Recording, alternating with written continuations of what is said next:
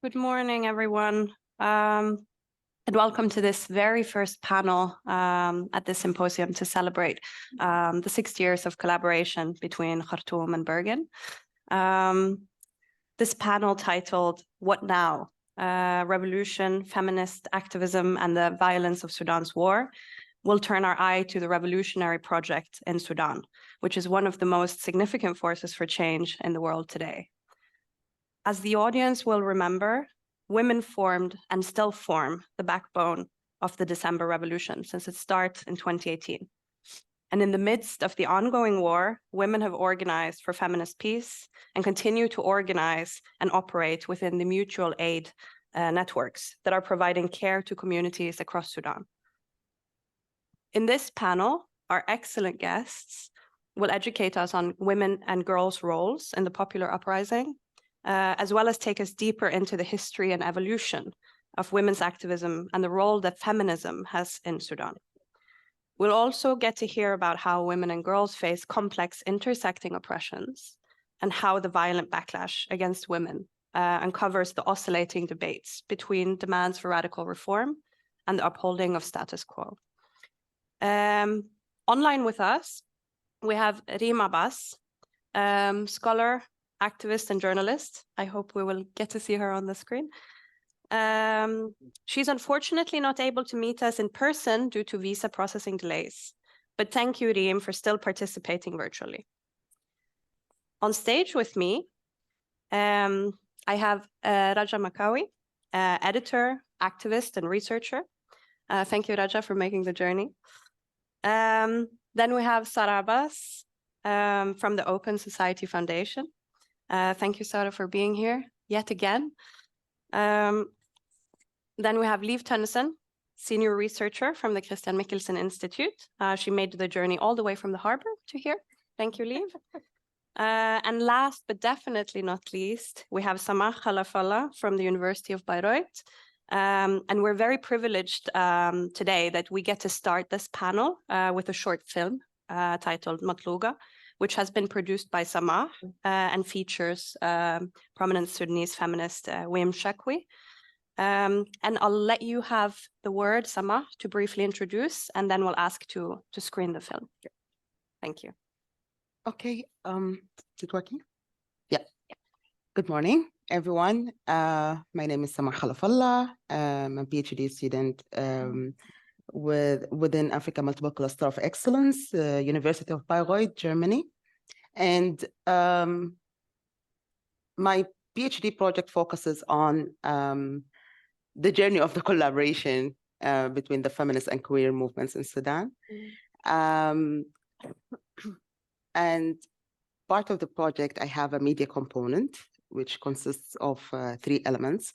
A photo exhibition about bodily autonomy and 4 short documentary videos, and a podcast about the experiences and the imaginations of feminists and queer people about the revolution. So the one that we are going to show in a few moments was produced during my fieldwork time between May 2022 and October 2022, before the war. And it's not, the project, it's not like pre-written kind of a script that we needed to follow. It just came out like spontaneously. We were chilling at the living room of Wiam's Shogi house, and then we rolled on the camera and started like talking. So Matluga is, I think it's a daily lived reality of almost all Sudanese women, and how Matluga and other negative stereotypes were weaponized to suppress women and women's rights in Sudan. I just want also to give a trigger warning. The 11 minutes might be emotionally heavy on some people, so feel free to express your feelings. Feel free also to leave if you want, and then please come back for the panel. So yes. Thank you, Samah. So we'll screen the film, then we'll have a panel conversation, and I'll open for questions and answers towards the end, so the audience can prepare. Yeah.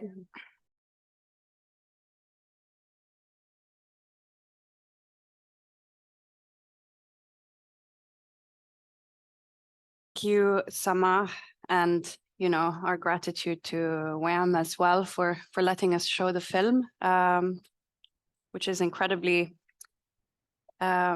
emotionally heavy. I feel bad for sort of entering that space, but I wanted to start with passing the word to you, Sama, to perhaps discuss and reflect upon some of the themes that the film touch upon. Mm-hmm. Sorry. Don't worry.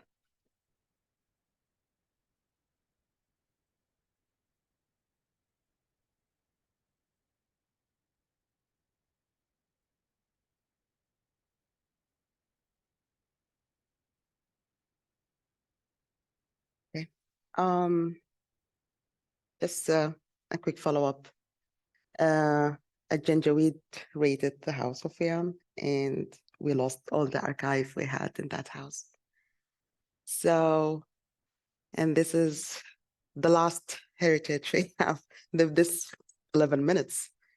So yes, reflecting on the film and the feminist movement scene during the war. And so it made me look back how the feminist movement and the Sudanese feminists perceived the revolution and how they defined it and translated into activism and actions. It's not, I'm here discussing the definitions, not in a way of creating new disparities or fractures. We just follow what the majority of people called it revolution. But I'm here reflecting on some insights that I got from my interlocutors during my fieldwork with the feminists. And the concept of revolution itself has historically been a contested area, defined and redefined by various groups based on their experiences, ideologies, and objectives. While there is generally accepted definition of revolution, diving deeper into the heart of the Sudanese feminist movement reveals a multi-dimensional understanding of what a revolution means to them and how it translates into activism. So some Sudanese feminists viewed the revolution as an accumulated act, which is a continuation of the resistance that started in the late 1990s against socially accepted norms such as the public order law.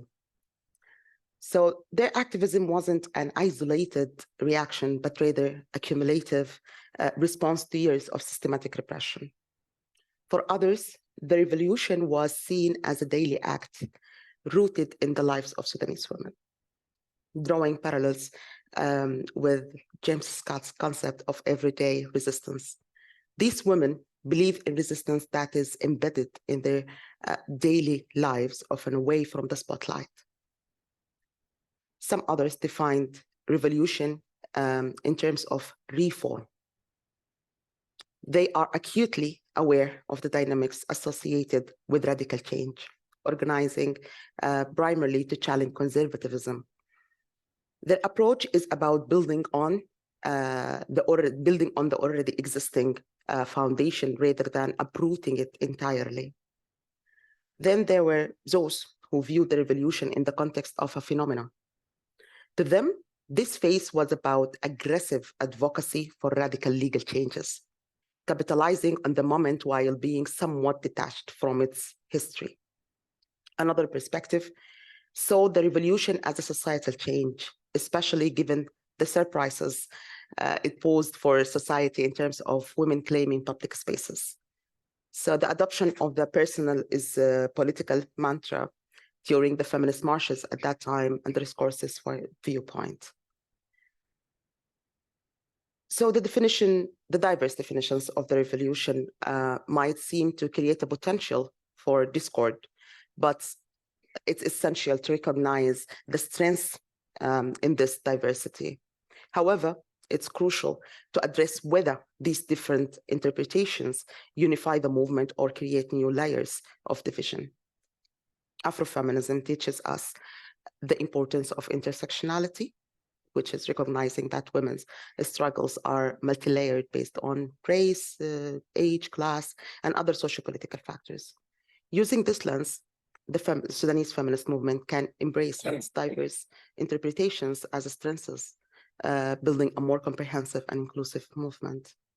So despite the political changes, including, of course, the coup and the recent war, the pertinent question remains, will the Sudanese feminist movement leverage the revolution as a lesson learned and rally around the demands during war and post-war times?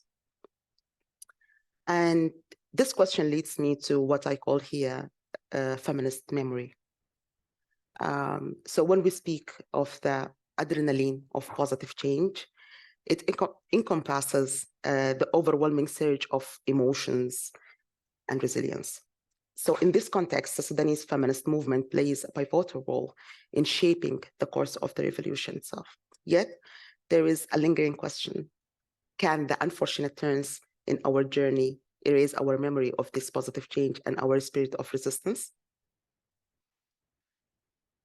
And also from the film, the aspirations and sacrifices and the dreams of the feminists who stood at the forefront and those we lost along the journey, they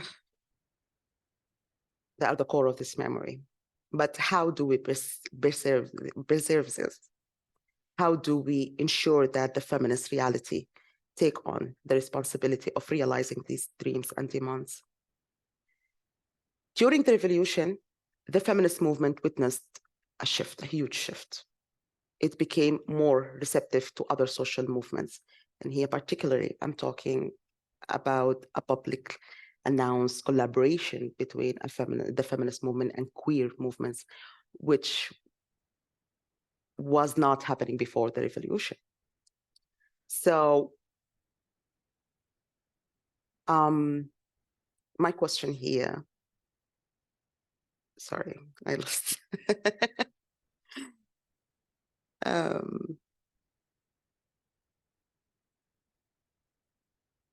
Okay, so my question here, will these forms, the new forms of collaboration will continue on, or we're going to start from the square one?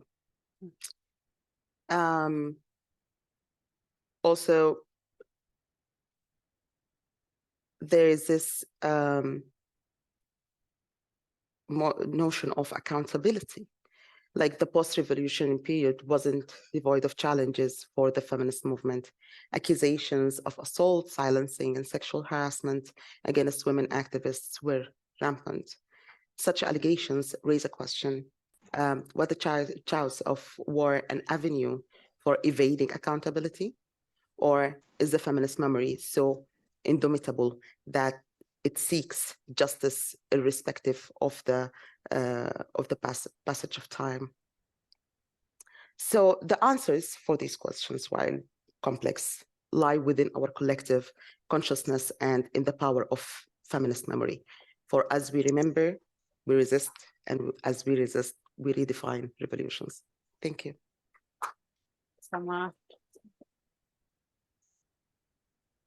Thank you so much. I'll now pass the word to Sarah to sort of further these reflections and perhaps bring us into your own perspectives.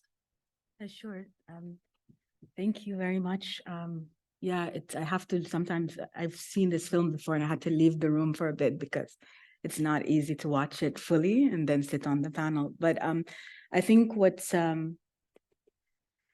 I've been in the last few months very much immersed in the humanitarian response to the conflict in Sudan. So it's made me think of many different ways in which the feminist struggled. This is kind of another terrain in which feminist struggle is showing itself, and feminist contestations are showing themselves. I don't think for this group I have to go into what the situation is. I think, I'll just say one figure. Since April, there's been 6 million people displaced by this round of conflict. 4.5 million of them or so are displaced within Sudan, and the rest have crossed a border into neighboring countries.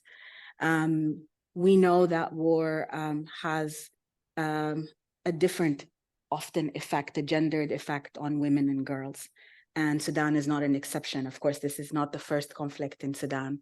And so we have also a long history of seeing how war changes gender relations within a society.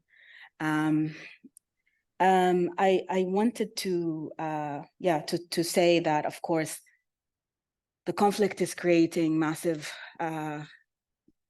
disadvantages, specifically for women, many of them who are already disadvantaged, because, of course, for many women in Sudan, millions of women, they are going through another cycle of displacement. So it's not their first displacement, is not the first time that they face this situation. Questions of access to food, questions of, just starting very simply, if you look at Khartoum, who was able to evacuate, how and when. And of course, that has effects on many different things, including your vulnerability to sexual violence, which is a very big feature of this conflict. The massive increase in incidents of sexual violence is also the targeting of women and girls. So if you were able to evacuate fairly quickly and evacuate the city in a bus, it's very different than a woman who has to walk out of the city, possibly with children, possibly with elderly or disabled members of the family or of the community, and having to also fend for yourself once you arrive without very many resources, or having to shelter in place with all the implications that has for access to food and access to other things. I think the care burden, which already is, of course, disproportionately borne by women and girls globally, but in Sudanese society as well, increases also exponentially under these circumstances.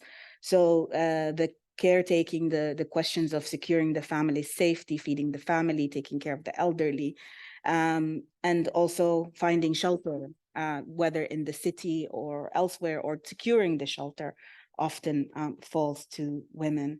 It's important to say, it's important to watch this film because a lot of these networks, archives, and organizations, forms of organizing, feminist forms of organizing, but also organizing by women's groups that don't necessarily take on that label, either because they don't see it as reflecting of them, or for strategic reasons or safety reasons, do not use feminist as a self-description.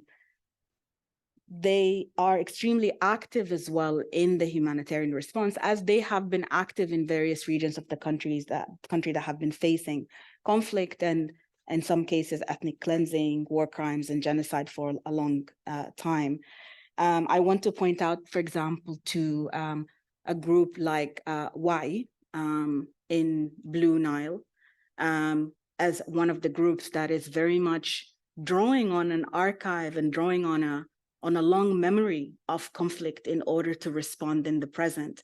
And a group like the Mothers of Sudan, who were one of the first to, in Damazin, in Blue Nile, to publicly stage a protest against the war and publicly speak out against the war. And of course, in a situation like that, I think there's a lot that can be said about the question of motherhood and why invoking motherhood at a moment of war is also a tool that is used often by women in different circumstances, and what comes along with that package of invoking motherhood. But it is powerful, and one of the angles that some of the mothers who are actively mobilizing against the war, which sounds very simple, but I think everyone here understands how political and politicized it is right now to reject the war and to reject actually both sides of the war. This is an act of bravery. It's quite powerful, but it comes also with significant risks. I'm also thinking of the young feminist activists coming out of some of the networks that are alluded to in this film, for example, in Khartoum, who within the context of the mutual care networks, because most of the response to the humanitarian crisis right now in Sudan, absolutely the vast majority of it, is by local communities, activists, youth groups. It's not by the international community. If you read the media, you would think it's mostly, you know, the UNHCR, and actually there is very little of that response. It's actually people organizing themselves, drawing on these histories of dealing with moments of crisis, of conflict, of flooding, of cholera outbreaks, and so forth, in order to organize themselves. And one of the forms in which, for example, in Khartoum, but also in other parts of the country, people are organizing themselves in these emergency rooms, Ghuraf Tawari', where they're trying to, depending on the area, deal with evacuation issues, set up shared kitchens, for example, to try to provide at least one nutritional meal a day, depending on availability of food, dealing with trying to organize the availability of medicine. So the feminist activists who have been active within the revolution and in different spaces are parts of these spaces, but they also increasingly see that feminist agendas and the specific ways in which women are intersectionally oppressed are not always reflected fully in these spaces. So, for example, one of the efforts is to set up women's rooms, so women's emergency rooms also within the city of Khartoum, and really try to look at making a space where women can network in relation not just to the humanitarian response, but humanitarianism is a very political project as well. So also trying to find that political project, trying to find that way of continuing this revolutionary work in this context and within this massive challenge, actually. And it's very difficult work, but they are working on it every single day. A lot of these women are also, you know, these women activists and girls as well. I think we often forget how young Sudan is. I mean, the vast majority of the population is actually under the age of 21. So a lot of them are actually children, even if we don't think of them as children in that sense, but they are very active within this response, and sometimes in very specific ways. I'm actually thinking of someone like Shogi and some of the spaces I've seen her in the last month. But for example, women who are displaced and girls who are displaced themselves, trying to organize the access to something very simple, maxi pads for women in shelters, and working and organizing. And the displacement itself is creating new loops. Of course, it has an effect on your network, but it also starts to create new networks as well, both within Sudan, but also these spaces where feminists are starting to meet in neighboring countries as well. I want to say in relation to this, just one last thing in relation to this question of archives. The war, of course, destroys certain archives, but new archives or different archives are created. One very interesting thing for me is at the very beginning of this phase of the conflict in April, some of the women in Khartoum, not the women who were displaced in Khartoum, who are residents in Khartoum as a result of displacement, they started reaching out on social media to Syrian women, for example, asking them for advice. But of course, there is a massive archive within Sudan itself of conflict and of how women both survive conflict, but also how women create mutual aid networks within conflict. So I think for me, I'm trying to find places of hope. And one of the interesting things is in the interviews and the conversations I've been having in the last month is, while you may have met an activist from Khartoum who has never directly experienced war, who is in solidarity in some way with the women in Jinena or in Kadugli or elsewhere who had experienced war, there is a new archive and a new experience that's being created through this conflict of experiencing it firsthand. And I think that in itself also carries a lot of possibilities as well. Sarah. I'll now pass the virtual microphone to you, Raja, and give you a few minutes to add your comments on the theme. Okay. I'm a researcher who looked at social movements. So obviously, as part of that, I do touch on different identities and agendas, feminism being one of them. But in the grand scheme of things, I mean, using the Sudan experience, I consider social movements more than anything else a response to a failed process of nationalism or an incomplete process of nationalism. Social movements emerge as a challenge to the single story of modernism as a linear process that's usually led by the state and the elites. Feminism is one of these processes and is no different than in other contexts. And Sudan as well should not be seen as an exception. Despite the particularities of political Islam, I know there's a tendency to always kind of try and box Sudan and the developments, the social and political developments that happen in it in a different way in relation to what's happening globally or on the continent. But the reality is that post-colonial politics, as it has, evolved on the continent, have a degree of, similarities, continuities with other case studies, which could be usefully drawn upon. But kind of, starting at a point of looking at these specific social agendas, whether feminism or otherwise, from the perspective of the larger national or nationalizing project, kind of, avails us with some insights into why people kind of, mobilize in a particular way or take on, particular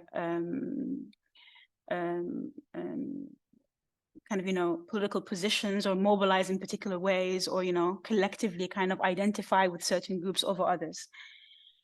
Sudan's political history presents across three kind of, major junctures. And within them as well, we can kind of, find the characteristics of the formulation of a collective women's identity and a shared agenda. Obviously, the first one is the post-colonial kind of, independence era social movement. And this probably spanned quite a bit. And at its helm was the state. And you had a situation where, authoritarian military regimes in Sudan emerged as the main contendant in defining what it was to be Sudanese, what good practices of, womanhood within a national context meant. And surprisingly enough, some of the most prominent feminist figures in Sudan have been a product of this era. And to this day, huge swaths of our feminist identity is very much kind of tied to them and to the knowledge they produce and the politics they kind of, proclaimed or assumed. And people like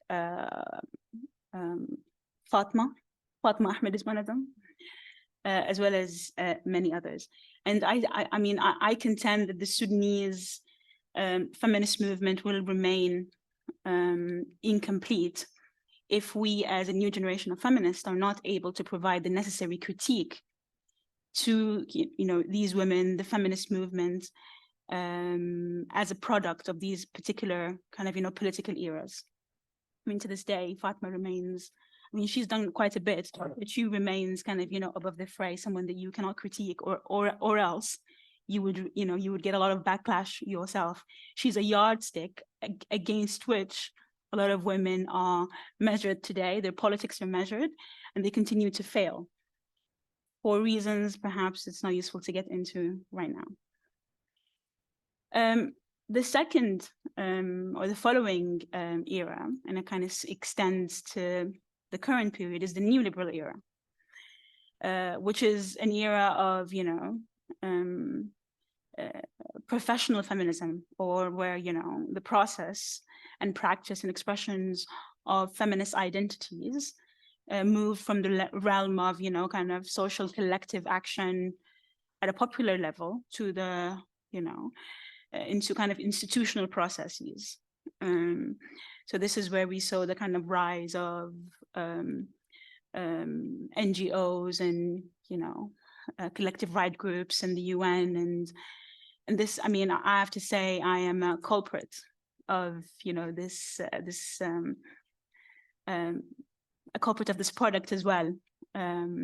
I came up, or kind of, I politically matured at a time where women like myself who were educated in a specific way and of a certain class found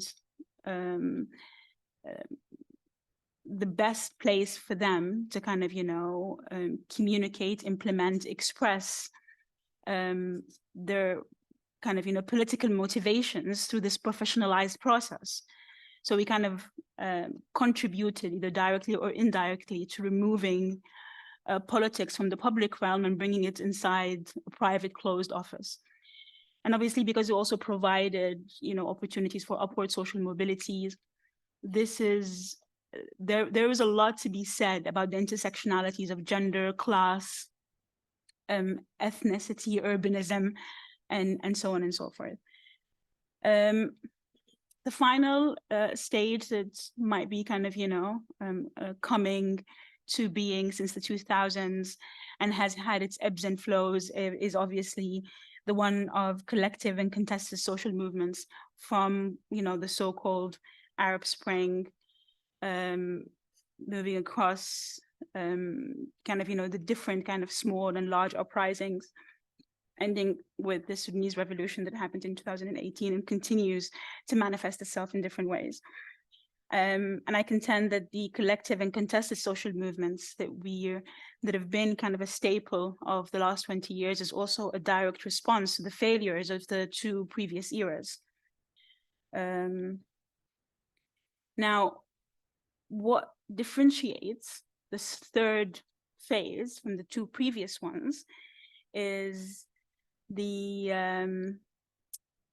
open-ended and accessible aspect of kind of examining and investigating what it is to be or to identify with a certain social agenda away from kind of, centralized, domineering or dominating process that forces everyone to assume kind of, a single position. So what I study civic politics. So I don't look at social movements at large, but I try and break them down. And to do so, I look at the very the kind of, I try and break it down to the granular level, trying to understand what it is that Sudanese people mean when they talk about civic politics, or what it means to be a civilian, or what a civic transition is. And I mean, through engagements over the last 4 years with different interlocutors from the field, I've come to kind of think of civicness or civic politics as a formation. So I call it civic formations rather than civic politics. I study civic formations because of the fluid nature of what it means to kind of assume a civic position. It means that, I mean, as we saw with the fantastic film that Samah has put together, I mean, all these different slogans that just one person, Wiam, has had in a short span of her revolution life in the last 4 years. You note that slogans, I mean, in the past periods, the ones that I've just mentioned, the post-colonial independence era, as well as the new liberal era, there's a tendency to try and kind of consolidate one position and have it represent a majority. The great thing about the Sudanese revolution and the feminist movement, or the feminist mobilization within it, is that there is a challenge to this kind of, tendency. Women like Wiam have the right to start with, one slogan today. So you saw in the wall, I don't know if you caught it, at some point, one of the slogans said, what did it say? حكم مدني كامل. We demand a full civilian rule. But later on, women like Wiam and others were even kind of challenging and questioning what the very term civilian in itself meant. I was in Cairo a few weeks ago when I was sitting with young women who were also active participants in the revolution. And they too started with a call for the right for a civic existence, and ended up in a place where they firmly believed that the term civicness was in itself a problem. It was almost a ruse. It was kind of, concocted, not just by current problematic civilians in power who are complicit in the ongoing kind of atrocities against the Sudanese public, but also it is an ongoing problematic legacy from 40 or 50 years ago, from the independence era, when they were not involved, when they did not exist and were not involved in shaping what civicness meant.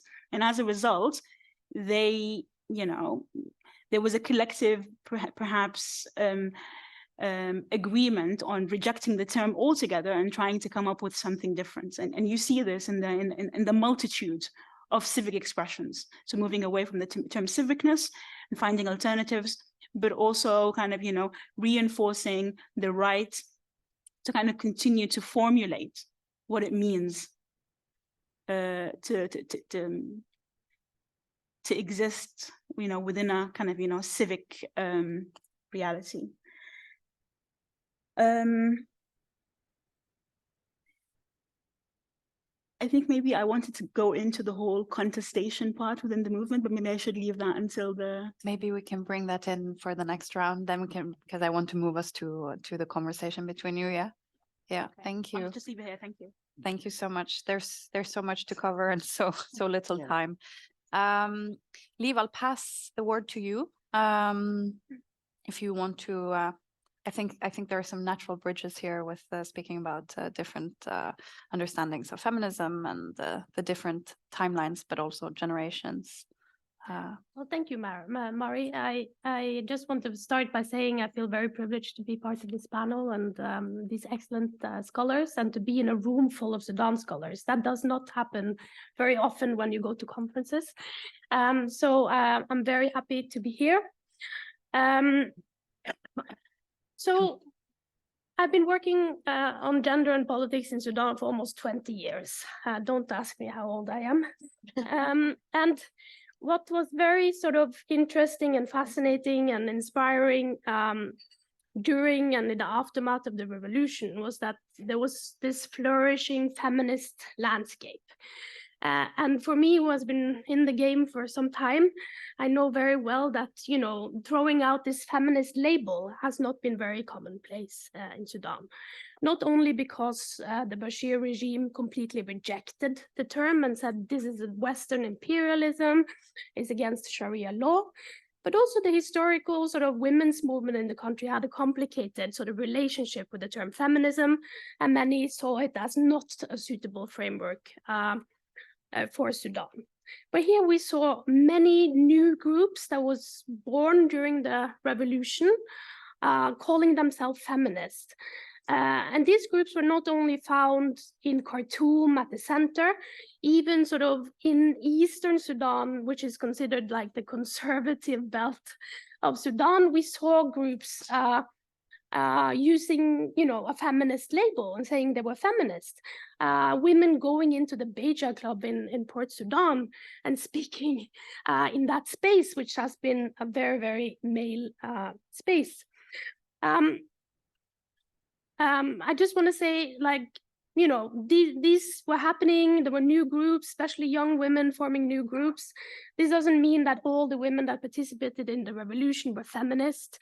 There were many different motivations for going to protests in different ways. But this was sort of a new and a fascinating phenomenon, at least to me. With this sort of growing feminist mobilization, there was also a sort of growing generational divide. and I have to say, you know, you can look at it as a generational divide, but you can also look at it as sort of diversity.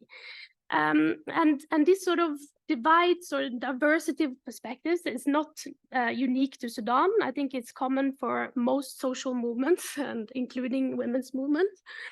And it's not really, it doesn't have to be a major challenge or problem. It can be seen as a healthy development if it's nourished and watered in the right way, if it's allowed to flourish. But it can pose some problems or challenges for coalition building. So what was interesting is that this sort of diversity, and I would in a way say contestations about what feminism is, what it can be in a Sudanese context, whether you should use the term. This was also often framed in the transitional period, basically as women quarreling. It was used as an argument to say that women are not suitable to be part of politics in Sudan because they just meet and quarrel with each other. They are just emotional and they can't agree on anything, right? While men who disagree with each other, that's called politics. But when women do it, it's quarreling. And this was really used by a lot of the political and so-called civilian forces in Sudan to say that we don't really want women to be part of politics. They can't be governors. They can't do this. They can't do that. And that was kind of, I would say, a tipping point during the revolution, and particularly after women were virtually excluded from the negotiations in August 2019. And it was this growing realization that the whole political landscape in Sudan is sort of implicated in this patriarchal logic. It's not just the Islamists, it's everyone, right? Even maybe the sort of older generation of women's activism movement might be implicated in sort of this exclusion and sidelining. And that sort of changed the dynamic a bit, and women really felt like this was a huge betrayal against them. You know, they felt like they were the backbone of the revolution, and then when, you know, we were moving forward, they were completely excluded from the conversation. And so although, you know, these generations, different generations of women activists, feminists, or what you want to call them, they united on certain moments and rallied around certain causes together. There was still, it became more and more clear that you know, there is a growing and stark critique against the historical women's movement, and that relates to Raja's point about women. The women's movement, although it had its successes and has a rich and long history, often traced back to the Sudan Women's Union in 1952 and Fatima. One of the critiques is that it has overly focused on women's public rights. It's overly focused on rights that benefit primarily urban, educated, middle-class women of Arab and Muslim backgrounds. And this is really a fundamental critique, which has not only been posed against sort of women's movements, but other social movements and political parties in Sudan. And it's also part of sort of root causes of continued marginalization of Sudan's regions. And so what young feminists that I have talked to sort of want, although, you know, I would say that the feminist project is still very much in the making and actively being discussed, is a sort of a non-elitist, is a word that often is used, a non-elitist approach, an intersectional approach. Keywords that both all my panelists have sort of touched upon during their interventions. Another critique that has been posed is related to sort of social conservatism and a strategy that has aimed to accommodate religion and culture. And this was a strategy that, you know, can be quite understandable looking back in terms of trying to avoid backlash and not upsetting religious leaders. But the critique coming from young feminists now is that this fails to sort of challenge and address the patriarchal structures. And just to give one concrete example, so if you are going to deal with sexual violence and women who have been raped, having a project where you arrange marriages for these women so that they should avoid social stigma that comes with it might not be the most sort of transformative approach. And what young women are saying, you need to relate this to women's bodily autonomy. You need to address how rape and sexual violence has been used as a political tool of oppression. And you have to sort of address it head on instead of trying to sort of maneuver and accommodate and trying not to upset people. You have to upset people. And I just want to, last point, I think, if I still have time, is that, you know, women's public presence and the way that they sort of went to the streets and challenged stereotypical sort of ideas of what it means to be a Sudanese woman, that was seen as, in a way, or received as such a big threat that it resulted in sexual violence, sexual harassment, and different types of gendered violence. And as a way of sort of trying to silence and scare women back into the private homes where, in a way, they belong. The feminist project, although, you know, that project is still sort of quite diverse and still in the making, is very, very closely tied or intimately tied to the revolutionary project of freedom, peace, and democracy. And so by, you know, by witnessing and experiencing all this violence that came mainly from the state, but not only, you have to acknowledge how the state and state institution has been implicated in that violence. And if you acknowledge that, it becomes sort of impossible to negotiate with that state, to interact with that state. And you have to start sort of the conversation by rejecting the state. And that also has caused some generational sort of disputes, because quite a number of so-called older generation of women's rights activists are also members of political parties and therefore part of the civilian forces. And so they are reluctant to make that sort of, to reject the military state in the same way as young feminists are doing. So, yeah, I just want to say that, you know, so in a way to young women or young feminists that I have interviewed, and also have to disclaimer, all interviews conducted with Samia Al-Nagar, who I'm very sorry could not be here because of visa restrictions. But everybody knows me, knows that she's my partner in crime. I hope she's online. I just want to say that to young feminists, the feminist label is in a way seen as a form of resistance. And as I said, linked to this revolutionary project. And I just wanted to end with a quote from one of my interlocutors. Younger women see it as a form of resistance. We may not know fully feminist philosophy, but to us the term signifies a rejection of the system we live under.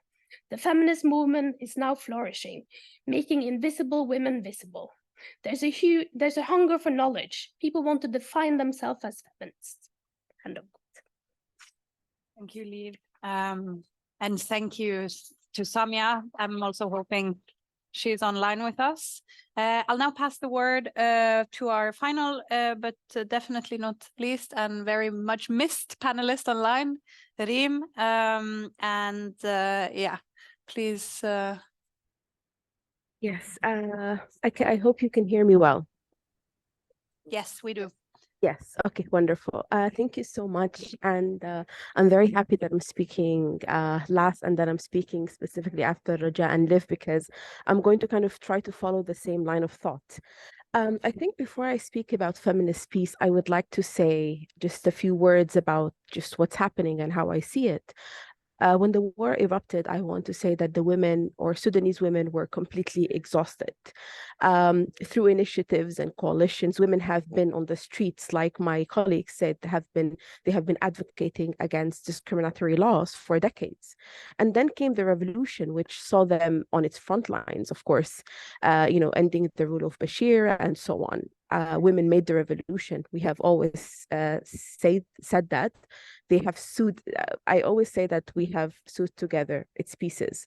And after the revolution, we just never stopped fighting because we had to continue to protest. We had to face great personal risk for just the basic rights to participate in the transitional government, and a transitional government that many women have brought to power through sacrifices and through sweat and through blood. When the war arrived, women didn't really have time to register their feelings because once again, it was time to serve. And the history of the women's movement in Sudan, it really dates back to women serving their community, because it dates back to women's associations that were set up to serve the community in different ways, whether it's, education, community service, and so on. So women have always organized against war because, this has really been the only constant factor in our history, in our contemporary history, war and conflict. In the mid-90s, for example, women or mothers, they became active. They started leading marches against the war in South Sudan, and they marched into recruiting tents to search for their sons. And this was a great act of activism and courage at a time when people were very much silenced, So we had to move quickly, just days after the conflict, just like Sarah Abbas was organized. We saw so many bodies emerging, women against the war, young feminists organizing in bodies such as Feminists Against the War. And I think to end the conflict, women activists realized that they have to use feminist tools because only then they can challenge the militarization of power and governance, which is really a key factor behind this war. So in 2014, Hemeti, the leader of the RSF, told us that if you don't fight, you don't have an opinion. As women, as part of the circle of women activists in Sudan, we disagree. But we do understand that the militarization of the state is really not in our favor, because as long as the state is militarized, then really, if you don't have a gun, you don't have a voice. So the only way for us as women, for our voice to matter, is to really recenter the practice of politics and governing structures and the right to be represented in the institutions that make up the state around civil, non-violent politics, and not, having a gun. So in this regards, we have to dismantle this current structure, which gives men a seat at the table, at a ministry, at a council, because they have a gun. So, and this brings us to feminist peace as an approach. Feminist peace is the kind of peace that takes into account how conflict impacts communities in different ways and integrates their needs into the peace-building processes. And feminist peace, it looks at social norms, security issues, environmental aspects, gender justice, extractive economies, and all the different patriarchal infrastructure that continues to just instigate more conflict and also subjugate, because we have to serve, right, the system. So I want to comment on a current initiative, which I found very inspiring. And I feel that it is part of an evolving vision for feminist peace in Sudan. And this vision was reflected recently in a statement that's called the Feminist Statement Against the War in Sudan, that was published on the 30th of August, 2023. So this statement is written by feminists who do not claim that but it is rather an invitation to discuss the war and establish a stance that is deeply rooted in, the feminist struggle for peace and freedom in Sudan. So this statement, basically effectively established that war never just starts when the first bullet is shot, but it has foundations and structures that creates a social, economic, and political base that instigates this violence. And you cannot understand violence without looking at, military expenditure, the militarization of the state. You cannot understand violence without looking at the international capitalist systems, with its institutions such as the World Bank and the IMF, and how they want governments to implement programs to subjugate populations and turn civilians into sources of income and customs, and in a very dehumanizing way. So it highlighted that also rape as a weapon of war cannot be untied from social norms that turns women's bodies into commodities for exploitation. So I want to read just a small section. It reads that from the statement, it reads that their bodies, or like women's bodies, have always been considered the property of the strongest, used once as a weapon for victory over opponents and another time as a backdrop of the political truces of their victory for masculinity. So if we want to address the root causes of violence, we need feminist peace. And I'm not talking about agreeing to agendas, agreeing to women participate in a peace or it is ensuring that the whole system, the whole peace process, the whole political process really is around the lived experiences of women. And to conclude, I want to bring up a very important issue that I will, of course, revisit later on. Feminist peace is not an individualistic process. It's not led by an activist. It is led by a movement. It requires a movement that looks at the holistic picture. And for this to happen, this movement should be able to articulate a strong position against, militarism, against gendered power structures within the movement, and also at the political and the societal level. War cannot end without women, and war must be ended by women, for women to live with dignity. And I'm inviting us all as, self-identifying Sudanese feminists and also feminists from Norway, who always continue to show us solidarity, to continue producing, literature and conceptualizing tools on what our vision of feminist peace would look like. Thank you. Thank you so much, Reem. I hope you heard the applause that came to you from the room. Time is, as ever, running not from us, but with us, I guess. I have a list of questions, but I will leave them for now because I want to give my panelists the opportunity you can choose to use the last 2 minutes I'll give each of you to either address a question to one of your co-panelists or comment on something that your fellow panelists have been talking about, and I'll reverse the order. So I'll let you start, Reem, if you want. If you have a really brief question or comment to one of your colleagues. I want to use this opportunity just to expand on something because I think it is very much connected to the militarization of the state, that was highlighted by my previous colleagues. So I want to highlight a few things on the women's movement, just to build on also what Liv was saying.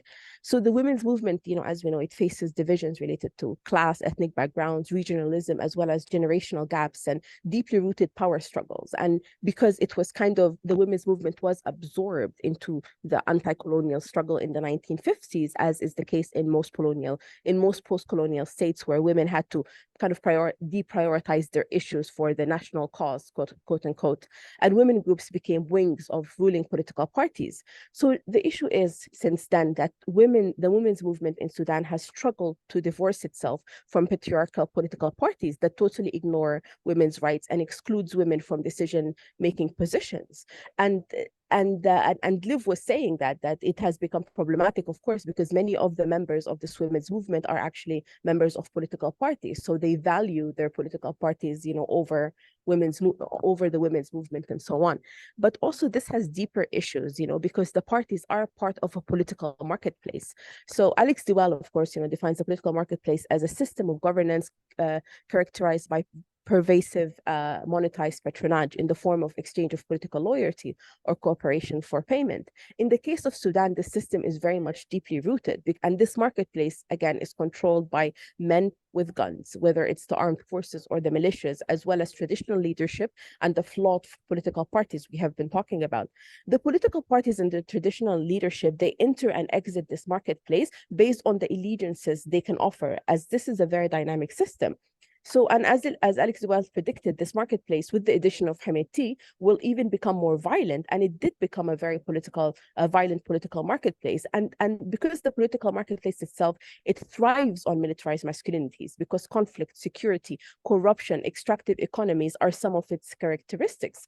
So as we have established, women are outsiders in the system, right? There's simply no place for them, unless, of course, we take up arms. So political parties do not help in remedying this inequality, because they try to also use social norms as a way to say, oh, women are not accepted by the public and so on. So moving forward, many scholars have talked about how the state kind of contributes to cementing militarized masculinities through structures of state violence, whether it's the police and prisons and so on. So in a way, the state creates structures that can reinforce its power through violence. And in this instance, I cannot disconnect my feelings with my thinking, right? Because the women's movement has long been implicit in what, Sondra Hale calls the wings of the patriarchy. So, but as much as we are peripheral in this marketplace, the little opportunities we had to tap into it, we continue to disconnect women's issues from structural issues. So we cannot talk about discriminatory laws, for example, that Samah talked about, like the public order regime and their relations with social norms, without discussing the larger economic framework that sustains them. For example, the ability of the public order police to generate funding for the state and also make profit from this system. So there's also a tendency for women to be pushed into developmental issues, as opposed to focusing their energy into structural drivers of violence. And this is done on purpose. So we would continue to be told by politicians that we should focus on girls' education, for example, as opposed to security issues, because they benefit from the compartmentalization, it's a difficult word, of issues, basically. But we should be able to control what the movement works on. Thank you. Yeah. Thank you, Reem. I'm sorry to cut you off, but we need to move onwards. But thank you so much. Liv, I'll give you 2 minutes, and if you can keep it shorter, I will be forever grateful. I'm happy to give my time to the other panelists. So Thank you. Thank you so much. So then I'll pass the word to you, Raja, if you have a question or comment to the conversation that we've been starting. I mean, just to keep it brief, I think that the Sudanese women's movement is a very important juncture. I think that the 4 or 5 years of the revolution and now the war, despite the difficulties that Sudanese people have been subjected to on a daily basis, and the struggles, it does present an opportunity, and has presented an opportunity. I believe that the contestations that has emerged from within the revolution, even more than a response to it, over the past 4 years, has allowed for a degree of political maturity, across the movement, but in particular within the rank and file of the feminists, that perhaps no other juncture or no other period in Sudan's history would have availed. And I would just maybe encourage, as Reem said, and build on what Reem suggested, that for us as feminists, especially ones in the marketplace of ideas, is to try and contribute towards building a space for the production of a narrative that moves away from the problematic historic ways of knowledge creation that maybe reduced or boxed feminist conceptualizations in Sudan in particular ways, particularly linking them or projecting them in response to patriarchal systems or the state, or this fixation on what feminism is vis-a-vis either, you know, patriarchal men groups, political parties, the state. Maybe we can, you know, contribute to formulating alternative narratives that could build on, you know, the kind of unique political mobilizations that we see on the ground today. Thank you, Raja. On that note, on that opening, I guess, I'll pass the mantle to you, Sarah. 2 minutes if you have any questions or comments to address to your colleagues. I just wanted to pick up on this, or to pick up on different things that people have said, but to really try to pay attention to like the way women are constructed in these moments, right? Because this is very important. I think we know that they are, by the militarized or the armed parties in this conflict, are seen as a terrain. You know, people use the word weapon of war, that rape is a weapon of war, but women are the terrain of that struggle. But also this kind of thing also gives rise to other things. For example, that men should defend the honor of women, right? So it also has effects on what the ways masculinities are also constructed and extended, but also the idea that, you know, we're very familiar with, which is women are victims and just acted upon. But I think the other construction is also very damaging, which is the idea that women are somehow more naturally peaceful. They're not as warlike as men. And so it is their burden now to bring peace, or to be a vessel for safeguarding values, almost like they will carry these values and then it would be downloaded in the post-war period. We can like bring back the family integrity, for example.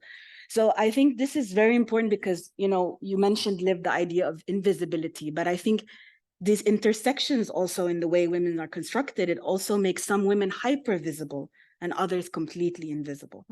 And so it's really important, I think, in the drive also within the women's movements, because uniting on some core approaches, a vision of feminist peace, in that process to really try to pay attention to these kinds of constructions is really important as well. Yeah, thank you so much. In 2 minutes, I'll open the floor for questions. So if anyone hasn't already, you can start thinking about them.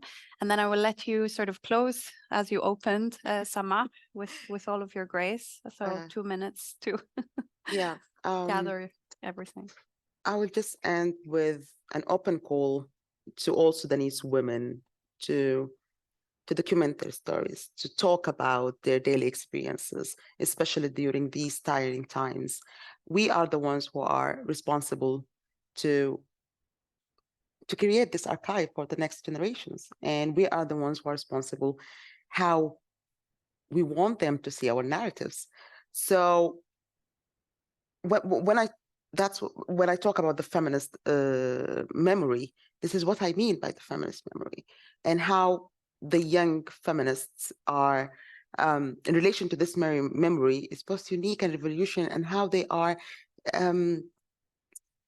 they can actively engage with it, they can question, they can reinterpret. So I just also want to say mention one of my interlocutors' quote. She said, the post-revolutionary phase is a canvas, and our actions, our memories will paint its legacy. So this is a huge responsibility to take. And from the film, actually, Wiam said it very clearly. She said that I'm afraid to lose this archive, these posters, because I'm afraid to forget. So yes, I just want to emphasize, as my colleagues mentioned, on the knowledge production from a feminist lens, from a feminist perspective, on documentation, massive documentation projects, and of course, our oral history documentation.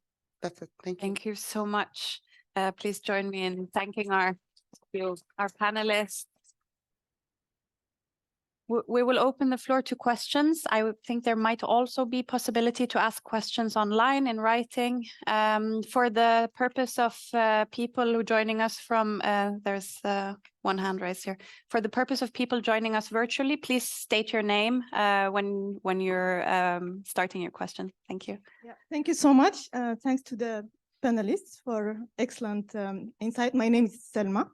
I'm a political scientist currently based in Amman.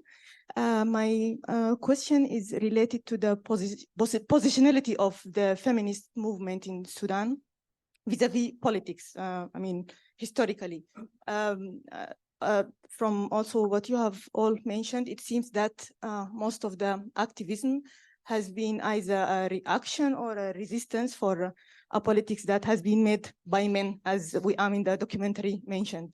And of course, it's an excellent case to show, for example, one of her coping strategies against this politics of men was to have all these ideals and slogans printed in her private space when she didn't find a space in politics outside her private home. So my question is, do you see any moment of history where the feminist movement in Sudan was more in the initiative side, or like kind of they were not only just resisting or reacting to politics, but they have been initiating? And if this moment has not happened yet, at what under which condition it might happen?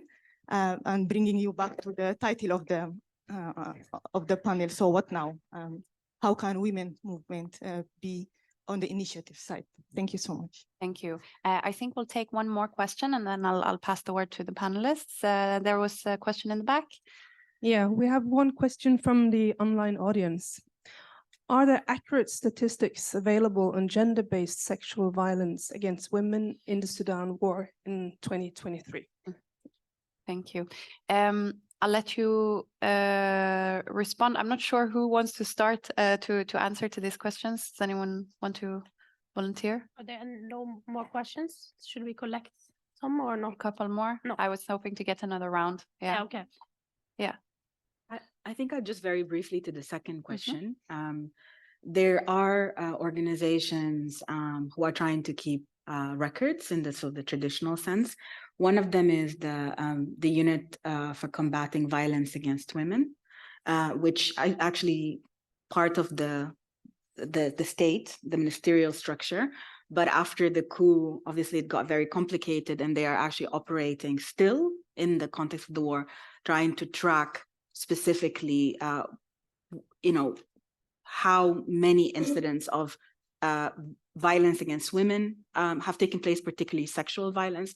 But I know that they're also looking at other forms of violence that are affecting women.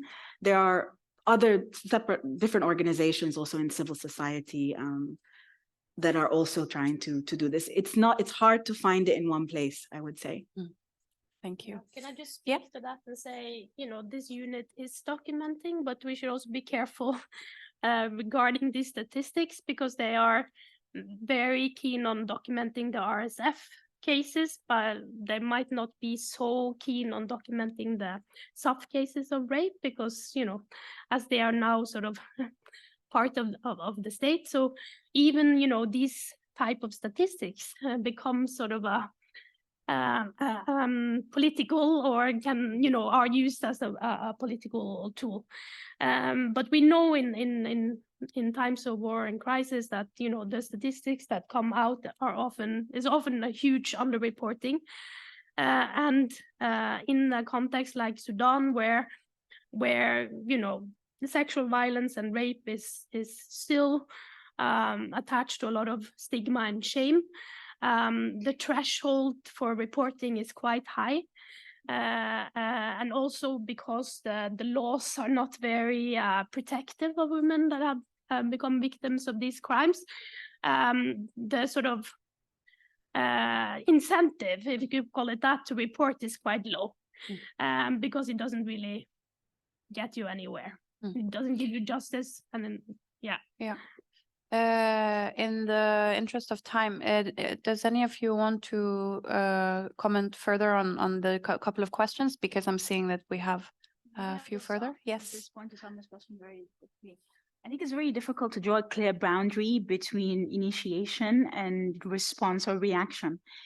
And perhaps, if anything, the current revolution and the kind of women mobilization kind of, forms, perhaps maybe they started as a reaction and then became an initiative in themselves. And if you try and look at the kind of in retrospect, I think the biggest kind of, challenge to Sudan's kind of, cultural conservative norms and kind of patriarchal order was capitalism. This kind of, maintaining the kind of, closed off, kind of, internalized cut-off spaces for women is not possible in the face of, economic challenges that bring with them kind of, new political expressions. And as a response to that, for example, there were moments in the revolution where women kind of, ignited in reaction to men's violence, on the ground. And then it didn't end there. It then became in itself a mini revolution within a revolution. And I don't think these responses or these identities were formulated at that specific moment.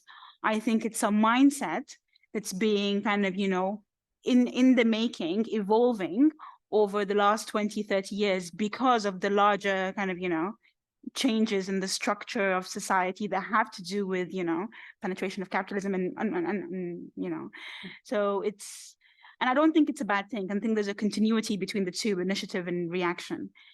I'm sorry to cut you off. I really wanted to capture, I think there was one more question online, and then there was one question in the front here.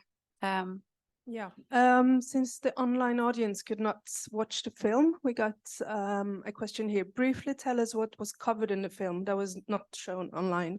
With the comment that many stories must be told from the past, but with an eye on what will help the young people. Thank you. Thank you. I'll take the question from the front as well, and then I'll give you the 2 last minutes to respond. I was struck by hearing reporting that she and the likes of her were rejected as whores by members of the resistance committees, and the contrast between that and how in the earlier phases of the revolution, Kandaka was fronted as the figure, leading the revolution. Can you comment on this contrast, and to what extent is it true that women are pushed out of resistance committees and that resistance committees reproduce, traditional patriarchal ways of organizing and behaving? Thank you. I guess I'll pass the word. Sorry, I guess I guess I'll pass the word to you, Sama, because I guess both of these questions you could hopefully address. And I'm being told we have 2 minutes, so try and wrap it up really briefly. Yes. Firstly, I just wanted to apologize that we were not able to show the film, like to screen it online, because we only had the consent to screen it like in a very closed event. So what was it about? It was about also the needs of women embodied in WIAM, and our experiences during the revolution and post-revolution times, and how the very private space of WIAM, we used it to archive our resistance, and it was also about the memory, how we lost our dear friends along the way. I think it's much more than that. So what was the second part of the question? I'm sorry. And then there was the question Yes. about the contrast between the portrayal of very brief answer to that question. We were called those ugly words right after the coup. So the cycle of repression, those young men and the others were repressed by the state. They couldn't actually resist the coup. So they decided maybe to be violent for the less privileged civilians in that country. So yes, to be honest, that the period after the coup was what I call like ugly developments took place. There were so many incidents of beating female protesters in sit-in areas in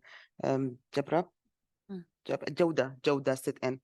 So that were the moments when we faced as women, when we faced direct violence from men in the streets, even not in the form of a protest or a political act. So yeah.